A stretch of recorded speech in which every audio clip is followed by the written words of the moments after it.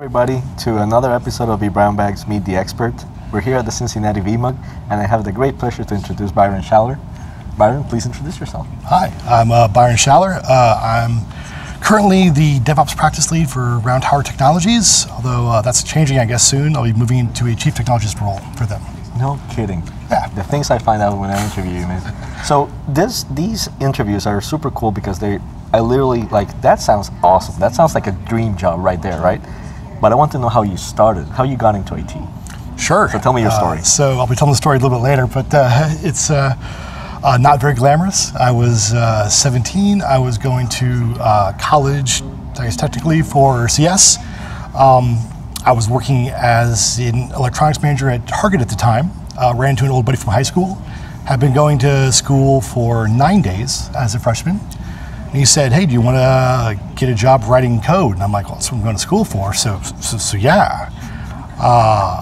Went out that night, bought a book. It was Sam's Teach Yourself How to Write VB6 in 24 Hours. Read it the next 2 days, picked my way through an interview, and was writing code the next week and dropped out of school. No. You're kidding. Oh, no. That's crazy. It paid, I think, all of like $11 an hour, maybe. Maybe not that much.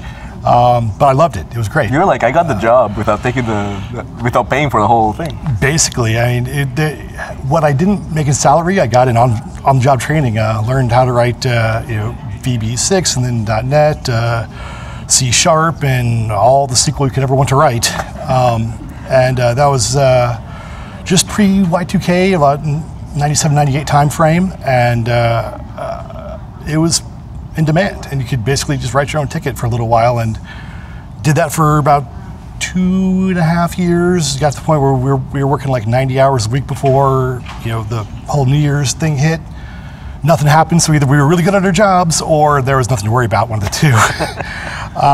And yeah, so got a little burnt on that. Then one cool thing at the place I worked, our SQL server, back on SQL 6, had 2 CPUs, which I thought was the coolest thing ever, because, I mean, why would you have 2 CPUs ever? And got real interested in the hardware side of things and systems admin, and was kind of burnt out writing code for so long. And was it failing all the time and you had to fix it or something? SQL 6 was, if folks remember it, it was not SQL 7, I'll give you that. SQL 7 was quite the upgrade. But yeah, so we were a smaller shop. We did healthcare survey processing. So it was kind of an all hands on deck thing, and we didn't really have a sysadmin, and we kept growing, kept getting bigger accounts, and started getting some global accounts, and we needed to have real servers, not just white boxes. So I kind of took over that part of the business, built out our soon-to-be data center, and had our first SAN, an old HCS Lightning. How do you learn these things? Were you actually reading, or you read the manual? To be totally honest, because the way you're picturing it, there's no other sysadmin to teach you, which is how I learned. No, it's if it breaks, you figure it out. And I mean, Google is kind of around, but it was more in the Alta Vista days and GeoCities and times like that, where you read books because they still made books then. That you like read the stuff. It actually came with a book. Yeah, right. And if you read it, it told you what to do. But yeah, it's actually ended up started taking some night classes. Got my MCSE 4 and my CNA and CNE. Got into Citrix back in the MetaFrame 1.8 and thought that was super cool about how you could do application broadcasting and publishing. Thought that was really neat and got into that space for a little while. And just kind of fell in love with that side of the house. And then a few years into that, ran across this whole thing. I think at the time it was still VMware Server, where you could. This is all with the same company? Yeah. This is all. So you basically moved from the code. This is like 2001. From the code guys, you moved into infrastructure, owning infrastructure. Basically. Yeah, because I mean somebody had to do it, right? Yeah. And so might as well be me. Cool. And but we were really into retro console emulators at the time, and playing like old Atari and like NES stuff on totally legal games. It was right. But so we when Virtual PC came out and VMware Server and all stuff, like you can run virtual operating systems kind of like an emulator thing. We're like, this is the coolest thing ever. And then started pursuing more of that. Got into consulting. Eventually ended up spending close to a decade with IBM. Got to travel the world. I didn't know you were at the IBM. Yeah, for most of the that must have been a 2000s. change from being the guy that has to figure everything out to going to a big company like that. So the first thing they told you, they had the best onboarding process. You walk in the door and there's this 2-week, like in the Palisades in New York, this like private IBM like resort really, where they like go through this whole onboarding. The first thing they tell you when you walk in the door is like, you're here because you were the best at whatever you did wherever you were. That's no longer true. That guy already works for us. Go find him and be more like that guy. And I was like, sold. Where's he at? Is he outside? Can we talk now? Because I don't want to be the smartest guy in the room. I want to find whoever that is and learn all I can because... So tell me about that, because that's a big shift. Yeah, it was. How did you go like, I own everything, I'm the master of this domain, to saying, I want to go to IBM? What was your thought process at that point? So there was a transition step in between there where I worked for a smaller SMB consulting firm in Indy, and then did a lot of Exchange. And that's actually why I originally went to IBM, was to do Notes to Exchange migrations, which is weird but true. And I was using Notes myself all day long, but just wanted bigger fish to fry, right? I mean, enterprise and global scale, like it looked interesting. It looked more exciting because you have a 3-node, Did it get boring at some point in your old job? Yeah, I mean, there's always like things break in crazy ways all the time. That's always exciting, but I wanted to figure out what else was out there.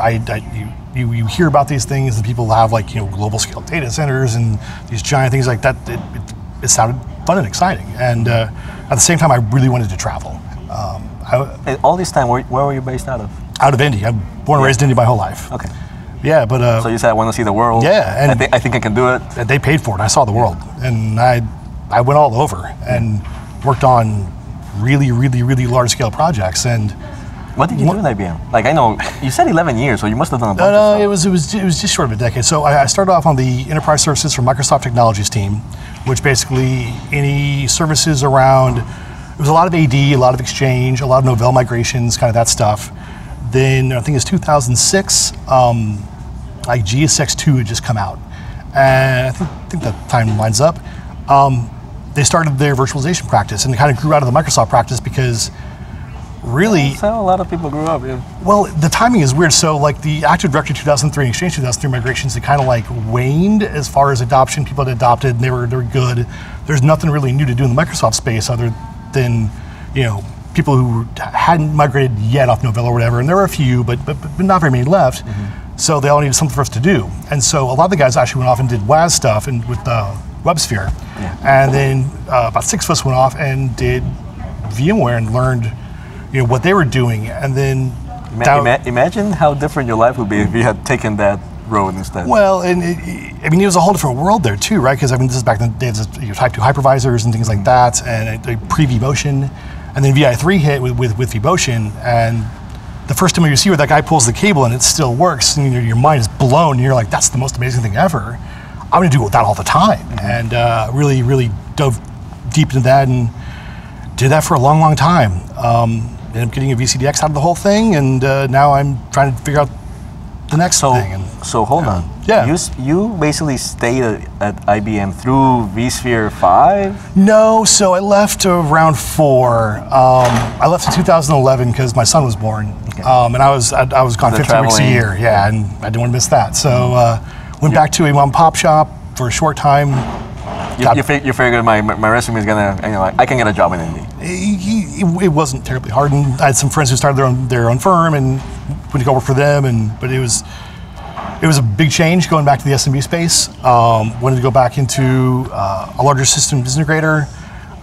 That was okay for a while in the VAR space, and then got an opportunity to go work for VMware doing some very interesting things. You did work for VMware. Yeah, I just remember that. Yeah, for a few years in there, I was hired to be the deployment automation architect for vCloud Air, which we just heard a story about scale and service providers from John, and it was similar. It was 15,000 hosts globally, and we had I worked with a team who really wrote a lot of their own automation things that we called Project Zombie. So hold on, there's a big gap over there. Yeah. You were traveling and doing all this VMware stuff. Where did the automation expertise come to get hired like an automation lead? At VMware. So I've been playing around with Puppet for a while, and was doing some stuff with VRA in like the 5 days, and even before that, when it was the dynamic ops, which was really a whole different thing.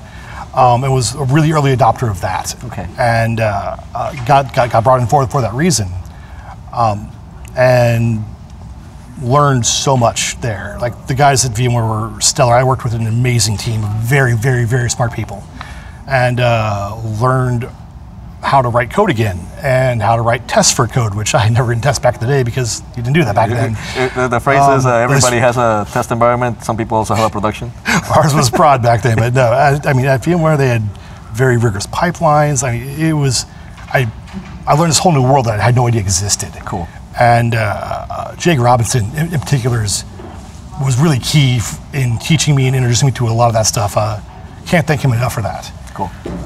And yeah, I got fascinated by that and this whole idea of like CI/CD processes, and that's where I got into more DevOps roles. I wanted to come back to the Midwest after vCloud kind of stopped being a thing, and give what I'd learned back to the enterprises, here in the flyover states, right, where that aren't on the coast and aren't on the bleeding edge. And this is the first time I hear the phrase flyover states, and I've been looking for a phrase for like Western Pennsylvania, Ohio, Western Virginia. That's what the coast call it. Okay, now I know. But I'm born and raised in Indy. There's a huge market here that needs help, and they want to move forward. They want to innovate. They want to be a real global players too, and they need help because a lot of folks just aren't doing that around here, and the ones that are very isolated.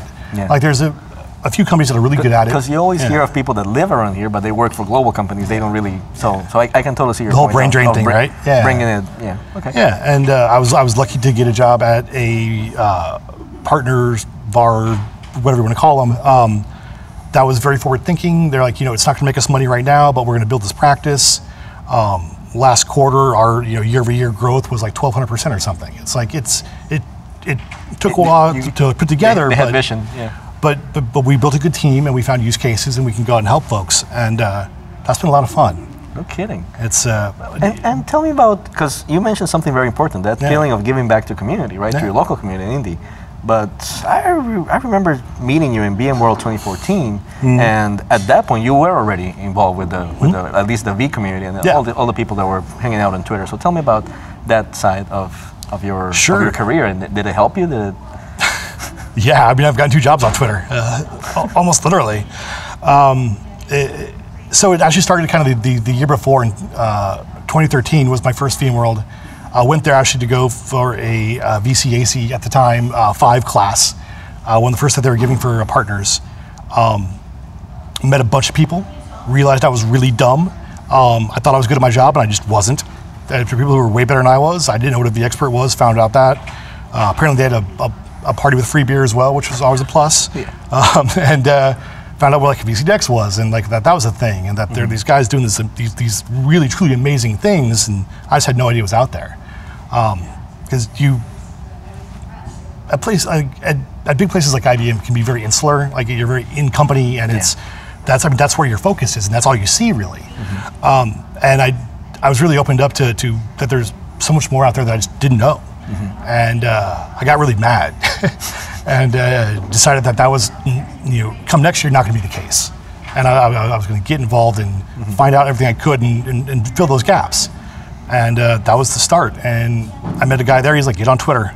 And it was the best thing I ever did for my career.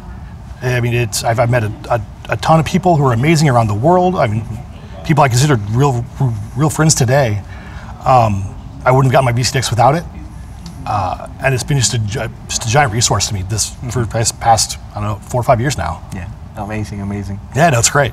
All right, is there anything I'm not touching? Because I feel that there's a lot of there that I should be picking at, but it's evading me right now. It's been a long, strange trip, but it's not done yet. But yeah, it's all about just finding what I guess was interesting at the time, or what needed done, or what was the next step. I'm kind of transitioning out of the whole DevOps thing now and kind of passing it off to some other folks who are very, very capable and focusing on the next kind of stuff like IoT and blockchain and stuff like that, getting into more of those techs that aren't really a thing yet, or at least not what they could be. Not an enterprise thing yet, right. But the technology is but there will rapidly. Be, and it's a matter of just being there when the puck gets there, right?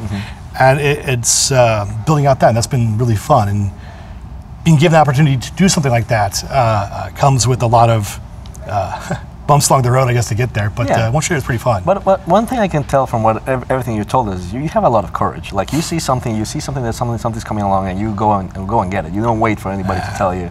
Courage, love, maybe you should learn I don't that. know. It's, I don't just, you know, part of me thinks it's the right time, right place kind of thing. But a lot of it's, you know, show your work. You know, read the books, do the legwork. You know, it pays off. Okay. And then you get to the point where you don't have to anymore if you don't want to. And if you still want to, by all means, keep doing it. But put the work in.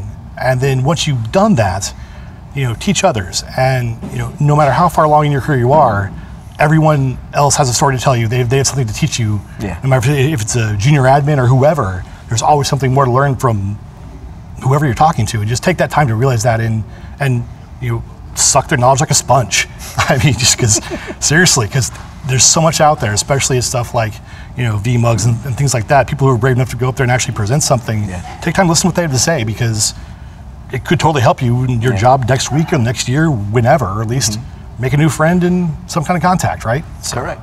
Yeah. Well, you mentioned helping others. Do you have a blog? I think you do. I have two. They're both not well maintained these days. So vByron.com is mostly VMware focused stuff. A lot of the DevOps and automation work will eventually be up on metalworker.io. There's a few articles there, but that's Metalworker? Metalworker.io, yeah. Okay. So the whole idea was people who actually, you know, build the cloud as opposed to deploy to the cloud. Okay. For the whole bare metal stuff. But I also write on the official Round Tower blog, which they're kind enough to let me actually speak my actual thoughts most of the time. And we have there's a blog, the roundtower.com? Yeah. So just roundtower.com. There's the blog there, and then we also have a podcast, Cut the Noise, which is. Oh, you did that with Renee, right? Yeah. I remember I read that. I heard of it, at least 2 episodes, but how many episodes has it gone so far? There's 6 released. I think there's like 3 or 4 more in the can, and then so that's actually been. The latest one was myself, Paul Craddock, and Rebecca Fitzhugh, which will be out here soon. And I think the 3 of us are going to keep that going forward cool. next year. I really like the podcast. When I heard it, I was like, this is a cool one to listen and to follow. I'll put it in the show notes. Okay, so finally, you mentioned your Twitter, but you didn't give us your handle. Oh, at Byron Schaller on all the things. So BYRON SCHALLER. I'm on Instagram too, but it's not very exciting. But you can see your kid in there. I think I've like posted like 3 pictures ever. Or is it just like beard trimming techniques and stuff? Lots of good beard pics. Because I know Paul Craddock has a really good beard nowadays. I'm jealous. Yeah. No, Paul's way better than mine is. All right, Byron. Thank you so much. I really appreciate it. I've been admiring you for years, so really glad that we could get you in this interview. Well, thanks, Terry. I appreciate it a lot. Thank you. Thanks.